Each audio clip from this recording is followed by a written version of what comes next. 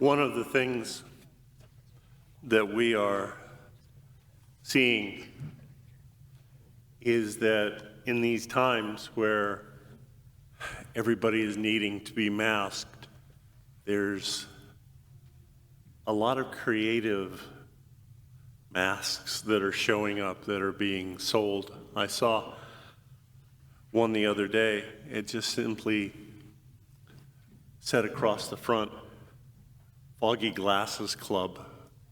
Well, I'm sure many of us can appreciate that one. So we've got vineyards in our readings. In the first reading, because of neglect, the vineyard goes bad. In the gospel parable that Jesus tells,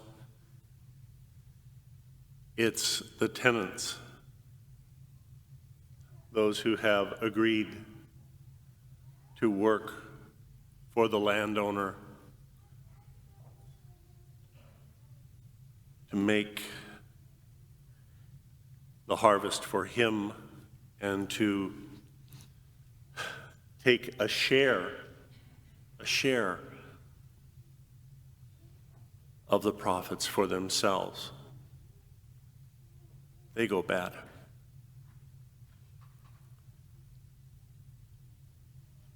We look at us today. We are the vineyard. Big picture. We are the vineyards.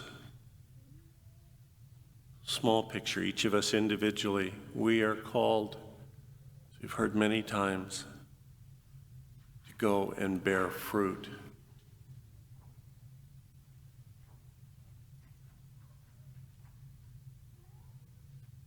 Many, many years ago,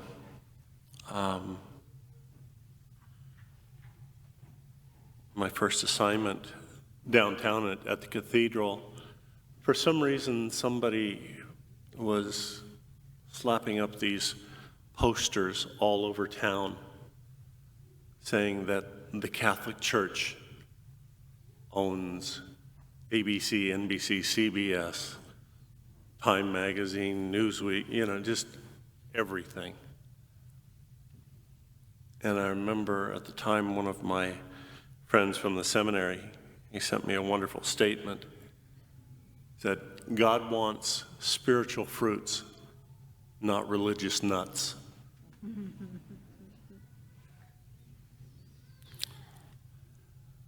But what's the shape of the vineyard today?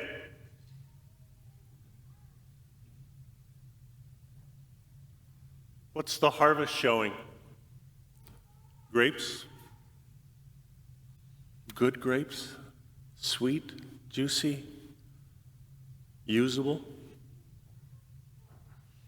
Or what are called wild grapes that weren't cultivated, that aren't really good for much of anything, that show, in fact, that the vine has not been tended the way that it should be.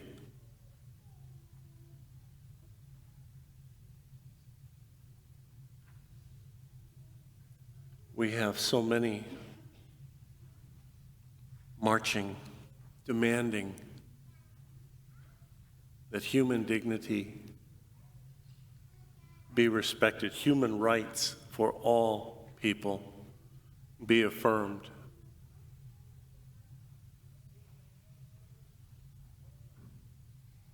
We continue to have gatherings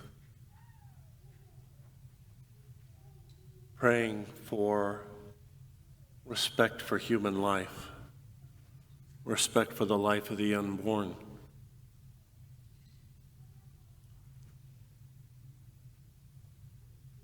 I don't know if you realized it, but Thursday we mark the 3rd anniversary of the massacre in Las Vegas.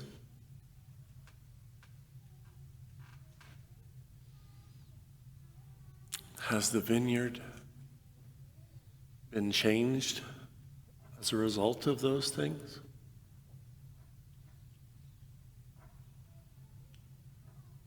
Don't think so. I'd like to share a story with you. Once there was a good king who ruled wisely and well. He was loved by all in his kingdom. One day, he called his 4 daughters together and told them that he was leaving on a long journey. I wish to learn more about God. I'm going to a far-off monastery to spend a long time in prayer. In my absence, I'm leaving the 4 of you in charge of my kingdom. The girls expressed a great deal of doubt whether they could govern or not, but the king continued, "You will do well in my absence. Now, before I leave, I wish to give each of you a gift. It is my prayer that this gift will help each of you learn how to rule." The king placed a single grain of rice in each daughter's hand. Then he left on his journey. The oldest daughter immediately went to her room. She tied a long gold thread around the grain of rice and placed it in a beautiful crystal box. Every day she picked up the box and looked at it. The second daughter also went to her room, where she placed the grain of rice in a wooden box and put it in a secure spot under her bed. The third daughter, a very pragmatic young woman, looked at the grain of rice and thought, "This grain of rice is no different from any other grain of rice." So she simply threw the grain of rice away. The youngest daughter took her grain of rice to her room and wondered about the significance of the gift. She wondered for a week and then a month. When nearly a year passed, she understood the meaning of the gift. Months turned into years, and the 4 daughters ruled their father's kingdom. And then one day the king returned. His beard was full and his eyes sparkled with illumination gained through years of prayer. The king greeted each of his daughters, then asked to see the gifts that he had left them with. The oldest daughter rushed to her room and brought back the crystal box. "Father," she began, "I carefully tied a gold thread around the grain of rice and have kept it near my bed where I have looked at it every day since you left." Bowing to his daughter, the king accepted the box and said, "Thank you." Next, the second daughter presented her father with a wooden box containing her grain of rice. "All these years I've kept the rice secure under my bed," she said. "Here it is." Again, the father bowed to his daughter, accepted the box, and said, "Thank you." The third daughter rushed into the kitchen, found a grain of rice, ran back and said, "Father, here is my grain of rice." Smiling, the king accepted the grain of rice, bowed, and said, "Thank you."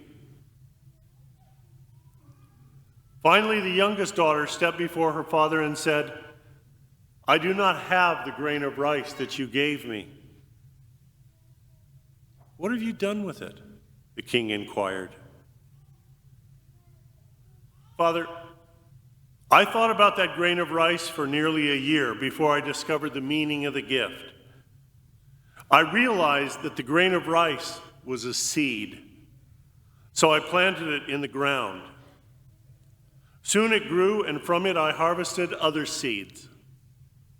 I then planted all those seeds, and again I harvested the crop. Father, I've continued to do this. Come outside, look at the results." The king followed his daughter, where he looked out at an enormous crop of rice stretching as far as the eye could see. There was enough rice to feed the entire nation. Stepping before his daughter, the king took off his golden crown and placed it on her head, saying softly, "You have learned the meaning of how to rule." From that day on, the youngest daughter ruled the kingdom. She ruled long, wisely, and well.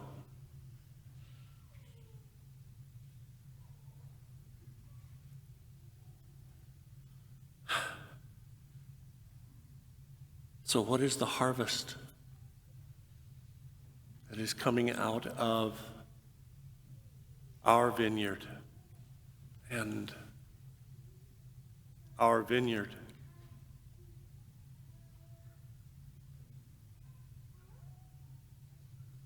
The first two daughters in the story, they were set on themselves. The third one was totally self-absorbed.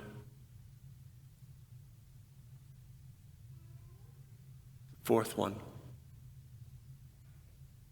the youngest, who had vision, imagination,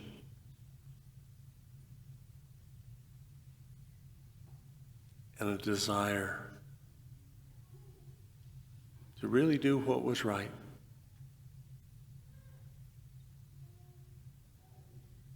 How do we recapture that attitude as individuals, as a church, as a nation? I think there's a very simple yet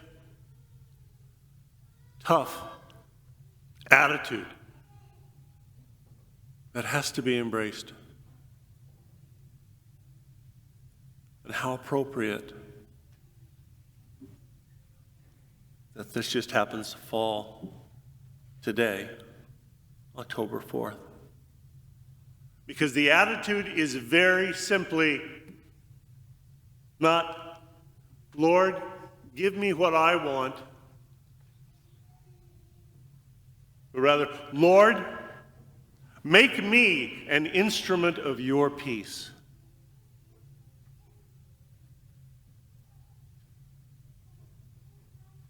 Where there is hatred, let me sow love. And so on and so forth. That wonderful prayer.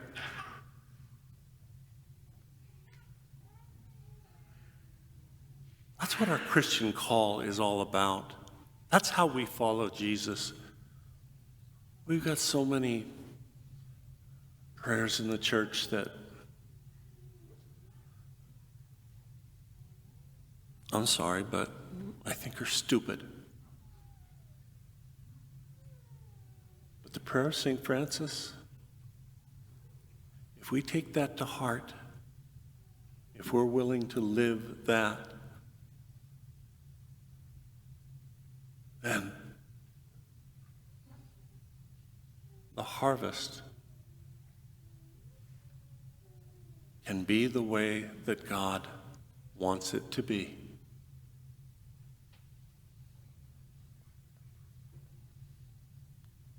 Pretty much up to us who are called to tend the vineyard.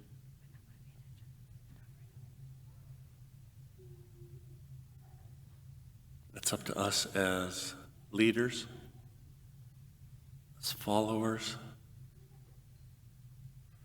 as believers.